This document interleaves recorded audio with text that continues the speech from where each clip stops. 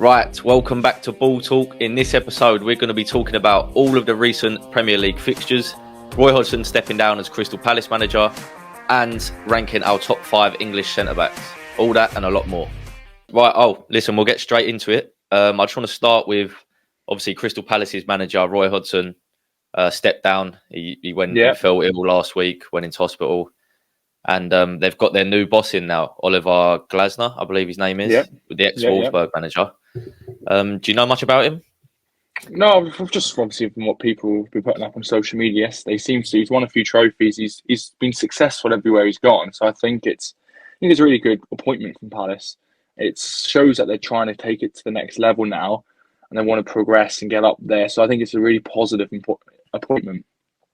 Yeah, I've heard he's very like structured and meticulous in what he does. He analyses the opposition a lot, which if you look at the top managers, Pep, Arteta, that's what they do. They're very they're perfectionists. They're very over analytical of stuff. So I think that's 100%. Positive for Palace.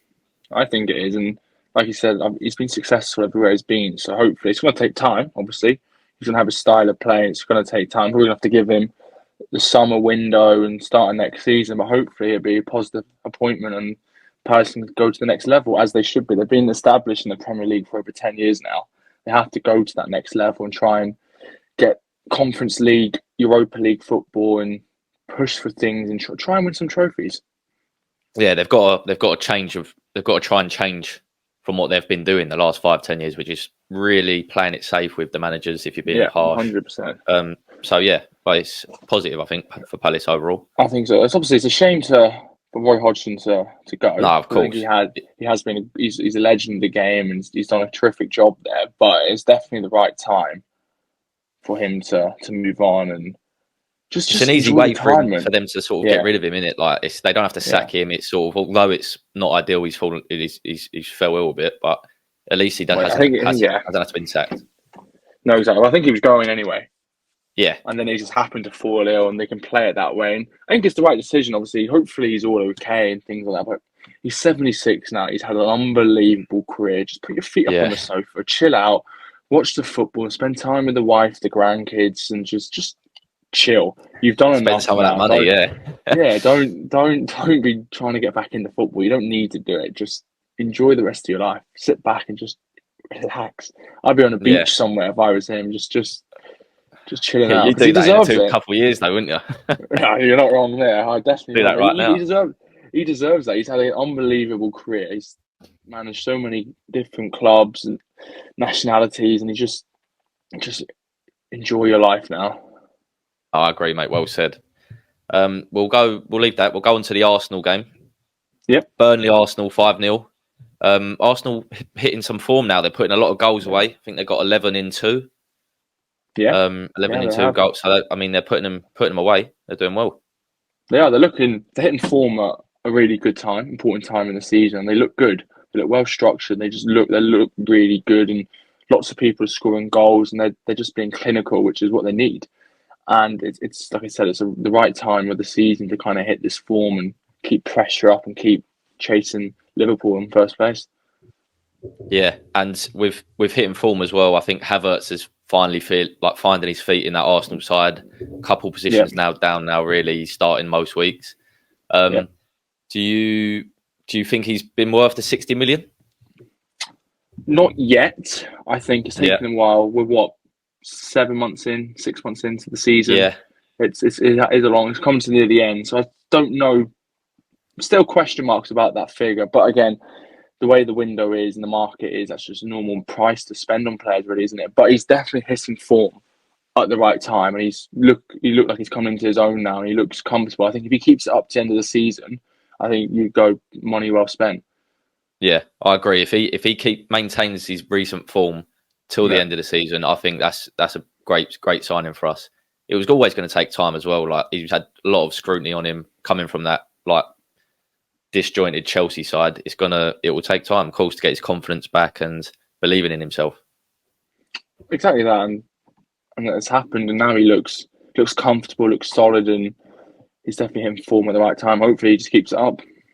Yes, and Saka as well. He's done. I think he's got he scored in his last 4 games, I think, and he might have 4 in his last 2 as well. So he's doing well. He's sort of Arsenal's main man in terms of output, in terms of goals and assists, and we rely on him a lot. Yeah, I think he's quality.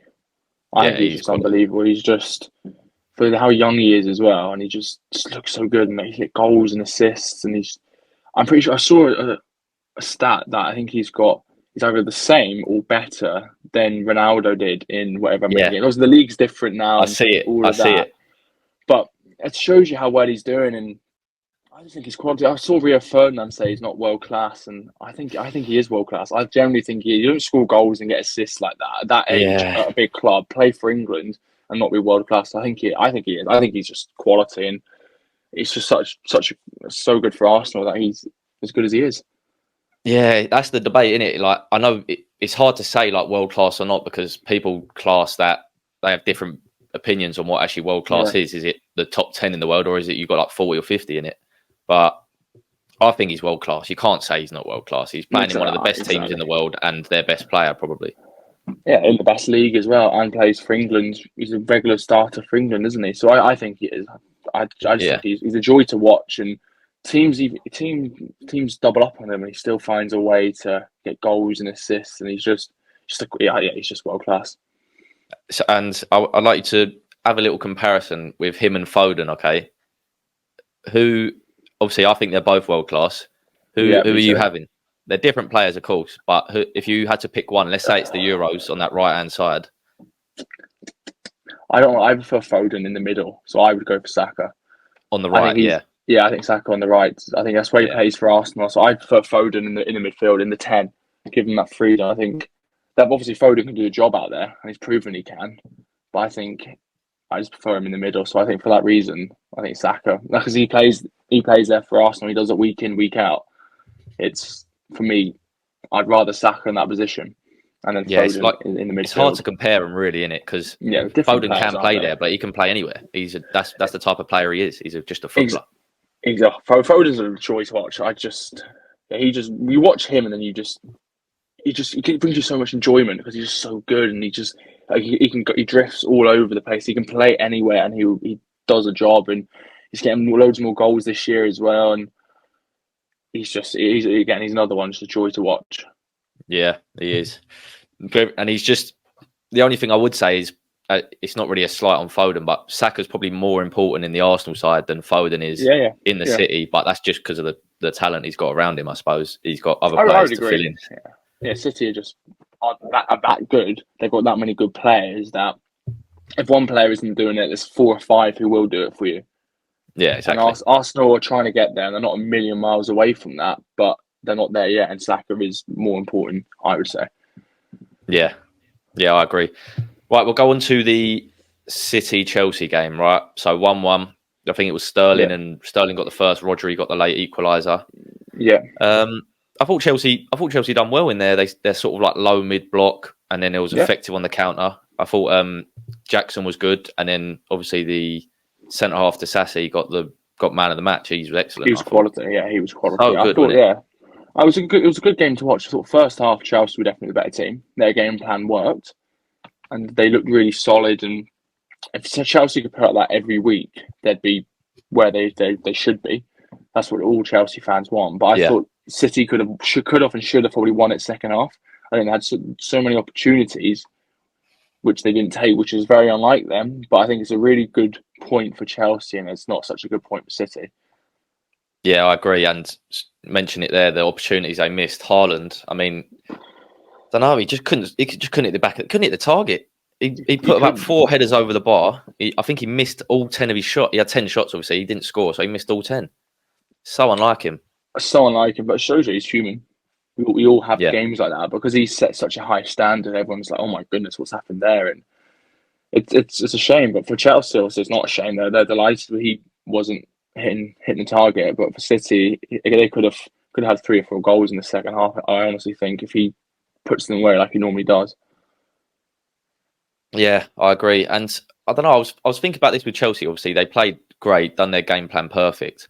But why are they struggling so much in these other games, and then they've performed so well against City? I don't really get how they can go from one extreme to the other. It just must be obviously the inexperience of the young squad, inconsistent. They're inconsistent. Maybe just I think as players we know, you can maybe be a bit complacent with the smaller teams and go, oh, it's only Burnley today, only something like that. And then when you've got the bigger teams, you're up for it that little bit more, and just naturally you're just going to be up for it more. So maybe that's it, because they're young players. They are maybe a bit complacent with, oh, it's only Luton today or something like that. And even though it's a hard game, they think it's going to be easier and they struggle. But then when they've got the bigger teams, they know they have to be up for it. So they're naturally just up for it and try a bit more. Is maybe a reason, but I don't know. It's a shame, because when they play like that, they prove they can definitely be good enough to beat anyone on the day. Yeah, that's it. I think it might even be a fact of like you said, we're playing top of the league, we're playing the best team in the world, and then also maybe the fact that it's a late kickoff. They know it's on telly. We perform here. It's going to be talked about. Some of that might creep in. It could be, and it could be, and it very well could be that. But it's a shame that they're not consistent enough, because they are, when they play like that, they are a very, very good side.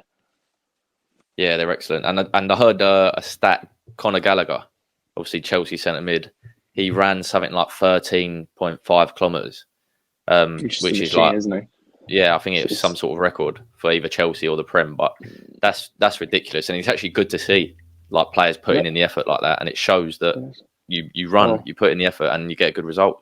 Exactly. Well, he's Chelsea through and through, isn't he?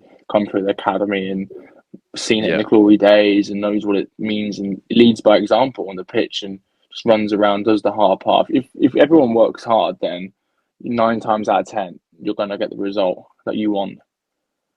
Yeah, what do you reckon for England? Do you reckon he's got a shout to start? I think he'll go, definitely, because we're allowed 26. It's 26-man squad, isn't it? It's such a... England have so many good midfielders. Yeah, it's weird. Honestly, it's hard. It depends. Henderson and Calvin Phillips, no way near it. So you would start with them. Man. No, they can't. So Conor Gallagher definitely in the squad. Does he start? I don't know. For me, it's maybe Rice sits there, and then you've got Bellingham, Foden, or that's attacking with Bellingham, Foden in it. But I think if we want Bellingham in the 10, then we could maybe Conor Gallagher might fit that sort of number 8. He could do. It depends what sort of Southgate likes. He's always defensive minded, isn't he? If I was the manager, I would be just in these tournaments, just attack. They're good enough players, just go for it. Let them go win the match. Why are we doing all these being so conservative? We've got the best players. If you're playing the bigger nations, you have to be a little bit wary. But if you're playing, I don't know, a small nation, you don't need to be defensive. So it depends what setup he wants to go. But yeah, it just depends on the setup. I think if you want to go more defensive, Conor Gallagher could be very in for a start. But he's definitely in the squad, 100%. Yeah, definitely. And like you said, if Calvin Phillips, he probably will go to the Euros, but he definitely shouldn't start. Like, no way. No chance. No. Same with Henderson. I don't even think they should go, but anyway. Yeah, we'll touch on that a bit later. Yeah. But we'll speak about Brentford and Liverpool now, okay? So listen, a Brentford away on paper it's not an easy game. I mean it turned out to be quite an easy game for Liverpool in the end. They sort of steamrolled them 4-1. They did. All of them looked good. Yeah, great. He looked great, didn't he? Little dink at the end. He did. With him, I don't think he knows what he's trying to do. It's just he gets there and he's just very rash. But if he can just calm down a bit more composure, he would get 20, 25 goals this season easily, because he's got the ability. It's just doing it consistently. Like I said, it was a great finish. Just to dink it over the goalie like that, and not a bad way to score. Yeah, I'm actually surprised. Obviously, all footballers, like especially at that level, have that in the locker. But I'm surprised he actually went for that in terms of the amount of chances he normally gets, and he doesn't normally finish a lot of them. Yeah. But he's clearly got the confidence there to do that, to try it. Exactly. Pull it off as well. Yeah, it shows you what he thinks of himself, and I like it a lot. Just, you back yourself, don't you? Even if you miss the chances, not scored as many goals as you should, always have that faith and belief in yourself. You can do it, and who's obviously in there goes, watch this, and just thinks him. Brilliant stuff. Yeah, and Liverpool did look solid. The only worrying signs from now, obviously, they got 3 injuries, injury worries to 3 of their big players. Obviously, Núñez, we just spoke about, Diego Jota and Curtis Jones, I think, was the third one. Yeah, it was. 3 big players for them. Very big. Massive players, and that's obviously what Trent's out, Alisson's out. There's a few other ones out. They've got big players missing, and I think that might be the only thing that stops them winning the league. To be honest, I think if they can keep everyone fit, get them all back as soon as possible, I think that it'd be theirs to lose. I genuinely think, but it's a lot of big players out, and it's hard. It's hard. The amount of games coming, it is hard to keep the momentum going if there's injuries. Yeah, exactly. And like you said, they've got a lot of games coming up. They're still in pretty much all the competitions. Whereas a team like Arsenal, we're I don't think we're in. It's just the Champions League we've got left. I think we're out of the Caraboa and the FA Cup. So that's something they've got on them. Caraboa Cup Finals coming up. Obviously, we just spoke about Chelsea and Liverpool. What are your thoughts on that? Who do you reckon's got the win? I think Liverpool. Do you reckon? I think so. I think Chelsea will be up before, but I just think Liverpool have been there, done it. And I think on paper, they've still got the better squad, even though they've got injuries. I still think they're more than capable of beating Arsenal and beating Chelsea comfortably on the day. Yeah, I don't know. I feel like if they've got all them three players we mentioned, if they're all fit, which I don't think they will be, I think they'd win it. But the way it's looking, I can see it going to extra time, and then Chelsea nicking it. I don't know why I've got that in my head, but Liverpool's side just looks a bit weaker. Chelsea coming off a good result. It's true. It's a hard one to predict, but I think Liverpool. That side, but like you said, it depends on those injuries. But again, Salah's back. Salah's back, yeah. We've still got Van Dijk. Their defence is still good. Kelleher in goal has played well. He's played in the Caraboa Cup Final before, so it's not. Yeah, I think it'll be a good game. He's not Alisson, but he's still capable of it. So it should be a very good game. But I still think Liverpool will edge it. Yeah. It'll be a good game, 100%, regardless of the result. But I'm looking forward to watching it, definitely. Yeah, if Chelsea win the cup, right, and then they finish wherever they are, like 8th or 9th, is that a good season for them? For Poch, first, like from taking them from where they were? I think it is. I think because how badly they struggled last year, they've been up and down this year. I think that would be a positive finish to the season, and hopefully gives them momentum next year to get back up and challenge for the top 4 and be back up there. But I think it will be. Chelsea fans might disagree because obviously they're used to winning Premier Leagues, Champions Leagues and being up there. But I think the way it has been for them over the last 18 months to 2 years, I think it will be a positive. A trophy, top 10 finish, and then you just build on it next year and try and get back into the top 4. That's what it is. I think it gives Poch something to almost fall back on to the higher ups at Chelsea to say, right, listen, I've won a trophy. Let me stay and build this over a longer period of time. Yeah, exactly. It takes pressure off him. Yeah, gives him that time to go, like you said, to the bosses. Go, look, I won a trophy. Give me some more time to get it going. We're getting the foundations in. We are slowly progressing, and we'll build it up. So we'll make something out of it. But if he loses it, Chelsea being Chelsea, I can see them sacking him because that's just what they do, isn't it? They probably would if he finishes like 10th and don't win a cup. They'll probably get rid of him. I don't think they should, because I don't think that's the way to do it. You've got the situation they're in now. They need to have someone there. It's going to take a good few years to sort out. Like Klopp had 4 years at Liverpool before he turned it around. It takes time. Yeah, he did. You're right. It takes time to build. Arteta has had a long time at Arsenal because it takes time to get Deadwood out, bring your philosophy. And it does take time. So I think Chelsea want to be successful. I know they've had success previously, just sacking managers, but they've had world-class players there that any half-decent manager is going to get good results out of them. So I think if they want to do well, they've got to give Poch his time to 100% get the ship settled. Right, Luton, Man United, 2-1 to United. It was away to Luton. Obviously, they're strong at home, Luton. Regardless of results, they are strong at home. It's a good result. Very good result for United, I think. It's like I said, Luton's not an easy place to go. Teams have struggled. They won the game, 3 points, most important thing. So I think it's positive. They're scoring goals. Yeah. The striker's scoring lots of goals now for United. He's found his form. Yeah, he got another 2, didn't he? He scored 12 in all comps now, Haaland. So he's hitting form as soon as he started scoring. He can't stop. It took him a while, but I say everything he's touching now is going in, and it's exactly what you want. So I think it's a good result, and United are slowly getting a bit more momentum and getting a bit more consistency, which is key for them. Yeah, and like we said, Luton showed good fight. And I hear a lot of people saying that, oh, Luton probably deserved to win it. United just nicked it. But I feel like people are saying that because Luton they did better than their expectations. Do you know what I mean? They actually put up a good fight in the match. But if you actually watch the match black and white, it's United. United could have scored 5 or 6, really. They Luton missed could have some scored 2 big or 3. opportunities. Yeah, United missed big opportunities, and Luton missed some as well. But I think United were comfortable enough the whole game, and Yeah. I think they deserved the win, which they got. Yeah, and I see. Do you see Casemiro? He should have been off, man. He should have been off about 5 times over. I don't know what he gets away with it, doesn't he? He does. He gets He away with had it quite a lot. I don't know. 4 challenges before he got his first yellow, and then he had like another couple like blatant yellows after that. I don't really know what the ref's thinking. Like, I don't know what he's thinking. I don't know. He's a lucky boy. That's all I'm saying, because he does it every game as well. He does every single time. He does, and he just sometimes he gets obviously the red cards and stuff. But 9 times out of 10, he seems to get away with it. And then Ten Hag just subs him off and goes, just there you go, we got away with it. So I feel like the refs expect it from him now, didn't they? They expect him to like go into these tackles, so maybe they're going to be slightly more. I feel like they might go the opposite way and be more lenient with him, which they shouldn't.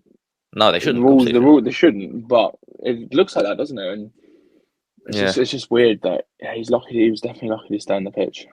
Did you see who was it? The one of the worst tackles I've ever seen. Oh, Sheffield United, Mason Holgate, Sheffield United. Yeah. Wow. Brighton.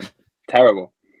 That was just one of them where, he's gone to get the ball, and then also he's gone for the man as well. Like, he's gone to get the ball and take the man out and try and get them both to get away with it. But nah, worst tackle ever. It was a horrible tackle. And then one of his teammates coming out in the post-match saying, "Never a red card." Yeah, well, that's just ridiculous. You can defend your teammates to a certain degree, but you can't. When it's that, no, it was a horrible tackle, and he definitely has to get more than a 3-game ban, honestly, because it's just the Brighton player is lucky his leg didn't break. That's the thing. That's a career-ending injury. Like, that is a career-ending injury, and he's not going to get more than a 3-game ban. But he should, in my opinion, get cautioned for like more than that, because even 30, 40 years ago, them tackles shouldn't ever be about, because they'll literally just ruin someone's career, and also it might even be beyond your career. Like, it might ruin his physical health long term. Exactly that, and it was a bad tackle, and it has to be. I think it needs to be a bit punished, a bit more than 3 games. It's obviously a straight red card. Referee got it right, and no one can question that it wasn't a red card. It's a horrible tackle. No need for it.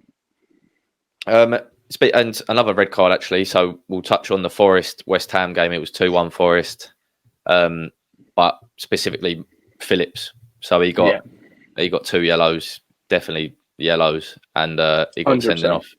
But he's had a nightmare start. Terrible start. Terrible start. Couldn't have gone any worse, really. I know. It's just, I feel really so bad for him, because he was in good form at Leeds, and then he's gone to City, done fuck all for a year and a half, got told he's fat, and now he's come back and just can't. He's not playing well when he got sent off.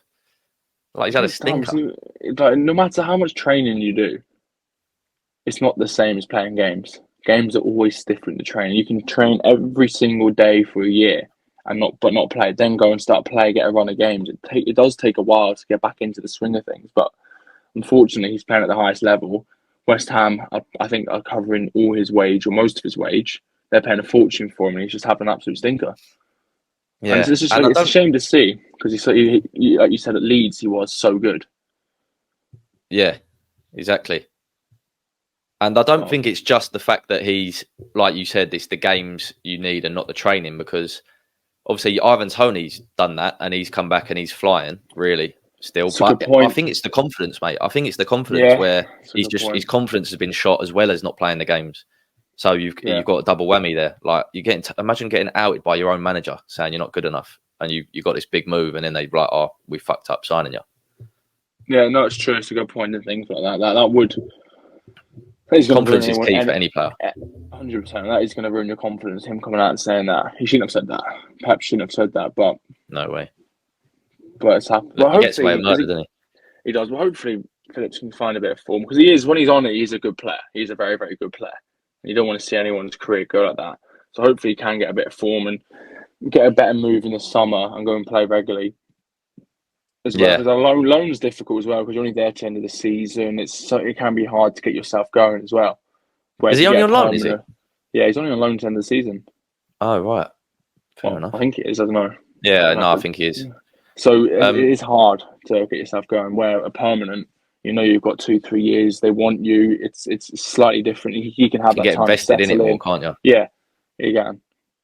Yeah. And we spoken to him regarding the Euros. Obviously, I'd probably take him, maybe, but I definitely wouldn't start him or like consider starting him. Would No, you? no chance. No way. Unless he finds really, really good form, all of a sudden, then different story. But at this moment in time, nowhere near it.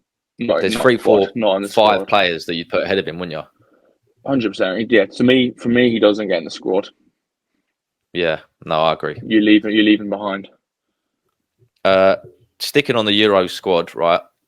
Obviously, I think it's a 26-man squad, okay. And in terms of the strikers, we've got Harry Kane in, okay, and weekend just gone. Watkins scored another 2.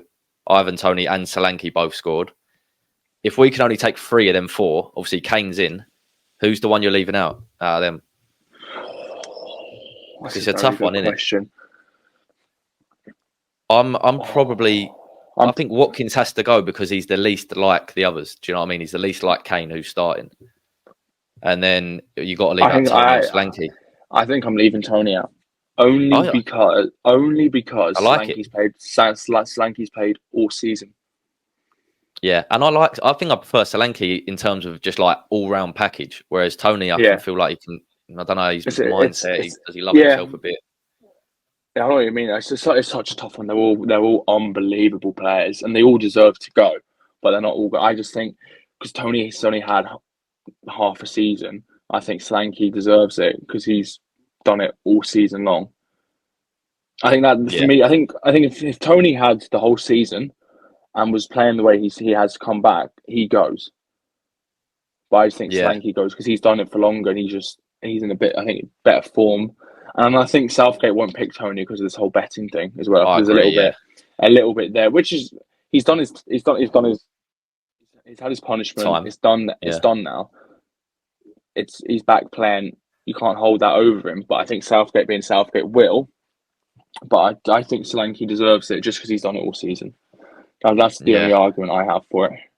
And that's what Southgate has a big priority with the vibes in the camp and all of Yeah, that stuff. And so he's not going to want Tony in. I don't think he'll pick Solanke out of them two. yeah. I think. Well, obviously, I don't know what Tony's like as a person, but when you see him interviews and stuff, I don't know if he gelled that well, or if he's a bad influence. I don't know.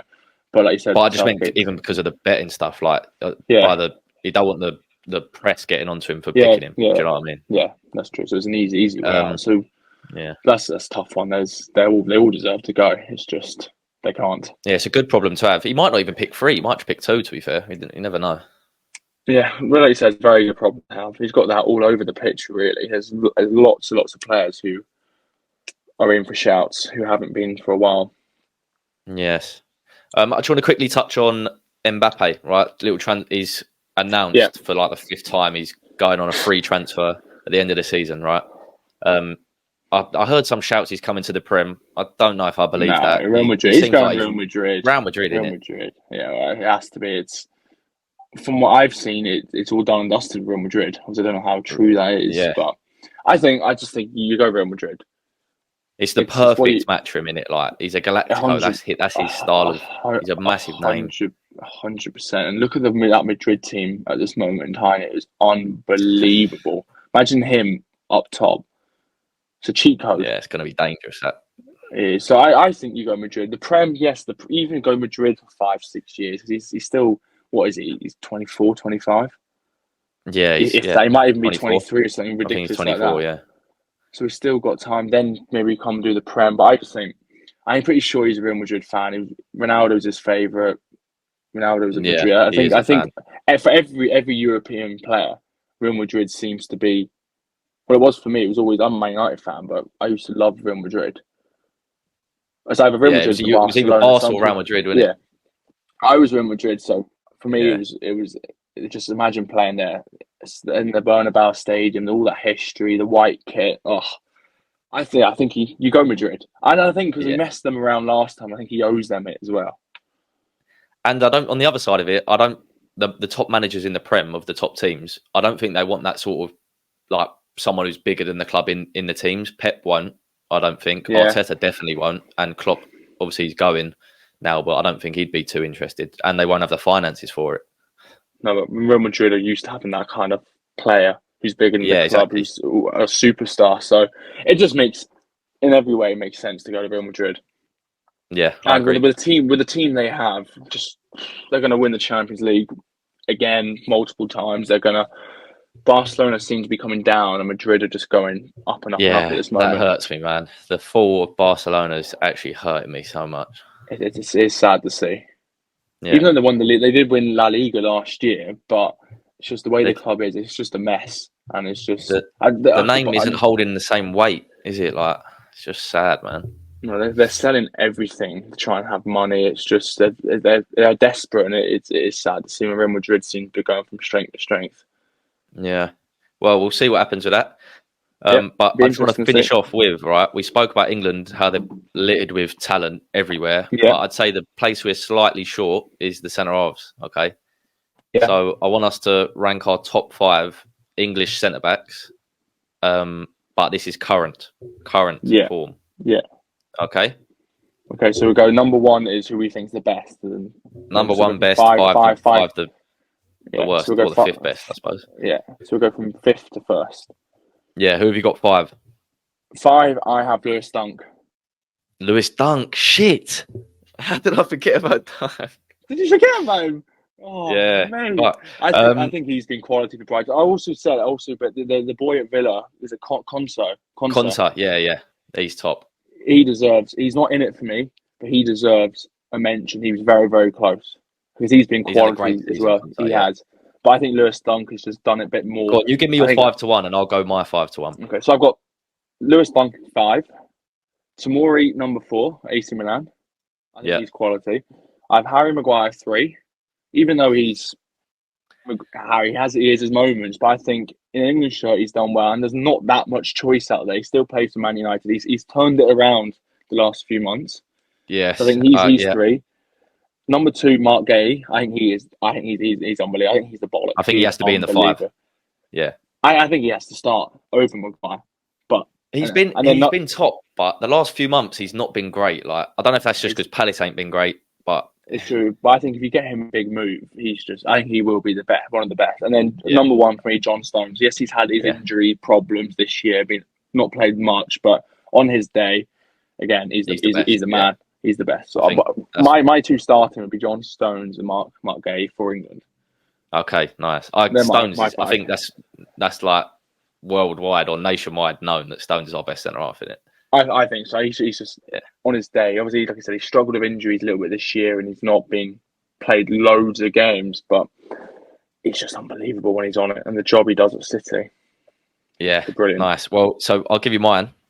Obviously, I've done it in the sense that this is who I'd want to start for England in this order. Yeah. So 5th, I've got Maguire. I don't know. I don't actually hate Maguire. I just think there's 4 better centre halves. Fair enough. Yeah. Yeah. Mark Gay 4th, like you said, he's ridiculous. And he's still very young. 3rd, I've got Konsa because he's been so solid this year. I've watched a lot of Villa, and he's actually been he's been top, and can play right back a bit as well. Yeah. But he's been a big part of that team. I left him out. It was hard, but he has been he's had an unbelievable season. And then I've got my starting 2 would be Tomori is 2, and John Stones, of course, is number 1. Yeah, I totally agree with that. I think between Stones, Gay, and Tomori, and if those are the starting ones, then again, even Maguire does well. This is again, it's tough for Southgate, isn't it? The only one I've put down as well, but I wouldn't start him as things are now, but I put Ben White because if he played centre half, like actually for his club, I'd think he'd be alongside Stones, like play him in there because I think he's top. He is but he just plays right back for Arsenal, doesn't he? So exactly. But then I think him and Southgate had a big falling out. Anyway, he's not since the World Cup. He's not been in the squad, has he? So there was a big, and he left obviously the World Cup early. So yeah, I don't know. don't know what happened there. So for that reason, I don't think he'd be anywhere near it, unfortunately. Yeah, no, it's a shame, but yeah, and I can't see him playing centre half for Arsenal, but and he won't get ahead of Walker, will he? No, we're at Walker, Trent, Trippier, Yeah. Reece James when he's fit. Interesting to see what he goes with at centre half, but it'll probably be Maguire, won't it? Yeah, it'll be Maguire and Stones. Yeah. Well, listen. We've had a good chat there. We'll leave it there. Sounds good. And I'll catch up with you in a couple of weeks. Yeah. Yeah, sounds good. Thanks for having me, mate. Appreciate it. No worries. See ya. Yes, guys. Thanks for watching this week's episode. I hope you enjoyed.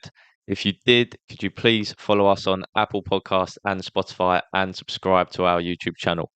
It massively helps us out.